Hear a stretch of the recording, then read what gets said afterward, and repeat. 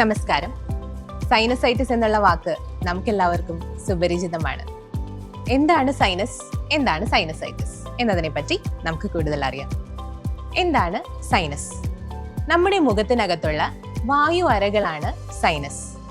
നമ്മുടെ മുഖത്തിന് ഇരുവശത്തുമായി maxillary sinus, കണ്ണിനും മൂക്കിനും ഇടയിലായി എത്മോയിഡ് സൈനസ്, കണ്ണിന് മുകളിലായി ഫ്രോണ്ടൽ സൈനസ്, മൂക്കിന് ഏറ്റവും പിറകിലായി സ്ഫീനോയിഡ് സൈനസ് എന്നിങ്ങനെ 4 പേർ സൈനസുകളാണ് ഉള്ളത്.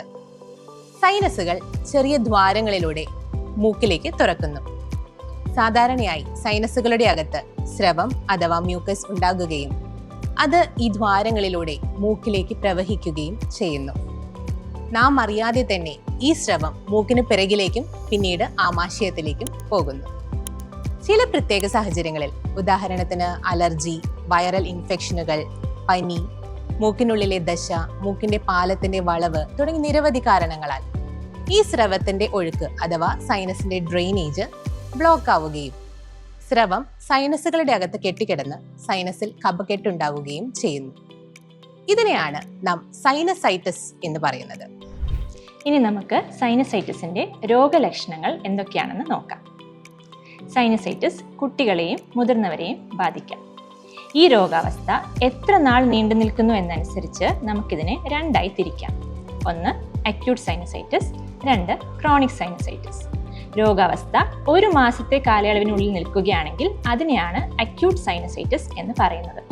അതിൻ്റെ ബുദ്ധിമുട്ടുകൾ തലവേദന, മുഖത്തുവേദന, ഭാരം, മുഖത്ത് നീര് എന്നിവയാണ്. ചിലരൊക്കെ ചോദിക്കാറുണ്ട്, ഇടയ്ക്കിടയ്ക്ക് തലവേദന വരുന്നു, അത് സൈനസൈറ്റിസ് ആണോ എന്നുള്ളത്. ഇതെങ്ങനെ നമുക്ക് തിരിച്ചറിയാം? ഏത് സൈനസിനെ ബാധിക്കുന്നു എന്നനുസരിച്ച് വേദന എവിടെ എന്നുള്ളതിൽ വ്യത്യാസം വരും. മാക്സിലറി സൈനസൈറ്റിസ് ആണെന്നുണ്ടെങ്കിൽ മുഖത്തിൻ്റെ 2 വശത്തും ഇടയ്ക്ക് നെറ്റിയിലും വേദന തോന്നാം. ഈ സൈനസ് പല്ലിൻ്റെ മുകൾ നിരയുമായി ചേർന്നിരിക്കുന്നതിനാൽ വേദന ചിലപ്പോൾ പല്ലിലേക്കും തോന്നാം. എത്മോയിഡ് സൈനസൈറ്റിസ് കണ്ണിന് ചുറ്റുമായിരിക്കും വേദന ഉണ്ടാവുക. ചിലപ്പോൾ കണ്ണിന് ചുറ്റും നീരും വരാം. ഫ്രോണ്ടൽ സൈനസൈറ്റിസ് നെറ്റിയിലാണ് വേദന ഉണ്ടാവുന്നത്. ഇതിൽ ബുദ്ധിമുട്ടുകൾ കൂടുതലായും രാവിലെയാണ് ഉണ്ടാവുക. അതുകൊണ്ട് തന്നെ നമ്മൾ ഇതിനെ ഓഫീസ് ഹെഡേക്ക് എന്നാണ് വിളിക്കുന്നത്. സ്ഫിനോയിഡ് സൈനസ് മൂക്കിൻ്റെ ഏറ്റവും പുറകിലുള്ള സൈനസാണ്. ഇതേ ബാധിക്കുമ്പോൾ വേദന നെറുകയിലും പുറകിലോ അല്ലെങ്കിൽ ഇരുവശത്തോ ആയിട്ട് ഉണ്ടാകാം.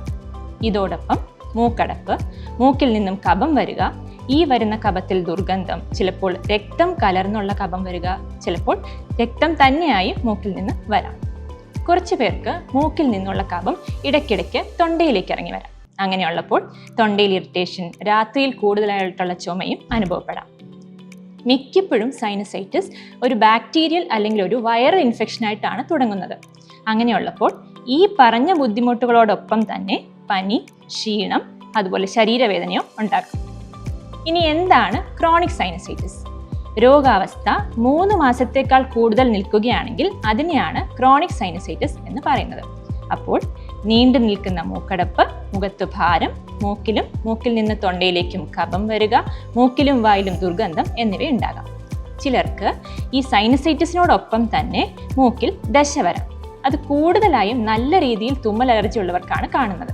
അങ്ങനെയുള്ളപ്പോൾ മൂക്കടപ്പ്, ശ്വാസം കിട്ടാനുള്ള ബുദ്ധിമുട്ട്, രാത്രിയിൽ ഉറക്കം തടസ്സപ്പെടുക, മണം കിട്ടാനുള്ള ബുദ്ധിമുട്ട് എന്നിവ ഉണ്ടാകാം. ഇതൊക്കെയാണ് സൈനസൈറ്റിസിന്റെ ലക്ഷണങ്ങൾ. സൈനസൈറ്റിസ് എന്ന രോഗാവസ്ഥ നിർണ്ണയിക്കാനായി നമ്മൾ ചെയ്യുന്ന ടെസ്റ്റുകളാണ് നേസൽ എൻഡോസ്കോപ്പിയും CT സ്കാനും. ചെറിയ രോഗലക്ഷണം അനുഭവിക്കുന്നവർക്ക് കഫം വലിയാനുള്ള മരുന്നുകളുടെയും നേസൽ സ്പ്രേയുടെയും സഹായത്താൽ നമുക്ക് ഒരു പരിധിവരെ തരണം ചെയ്യാവുന്നതാണ്.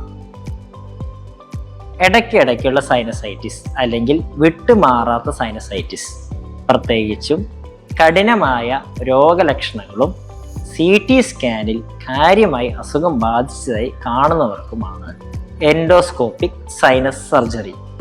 ഇത് വളരെ നൂതനമായ ഒരു താക്കോൽ ദ്വാര ശസ്ത്രക്രിയയാണ്.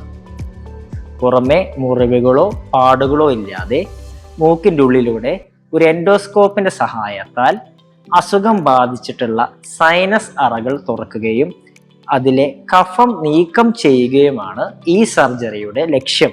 സൈനസൈറ്റിസ് എന്ന രോഗാവസ്ഥ നല്ലൊരു ശതമാനം ആളുകളെ ബാധിക്കുന്നതായി കാണുന്നുണ്ടെങ്കിലും ഇതിൽ ചുരുക്കം ചിലർക്കേ സർജറി വേണ്ടിവരികയുള്ളൂ. സമയത്ത് ചികിത്സിച്ചില്ലെങ്കിൽ ഇത് കണ്ണിനെയും മുഖത്തെ എല്ലുകളെയും തലച്ചോറിനെയും അപൂർവമായി ബാധിക്കാറുണ്ട്. അതുകൊണ്ട് തന്നെ സമൂഹത്തിൽ വളരെയധികം പ്രാധാന്യം അർഹിക്കുന്ന ഒരു രോഗാവസ്ഥയായി സൈനസൈറ്റിസ് മാറിയിരിക്കുന്നു.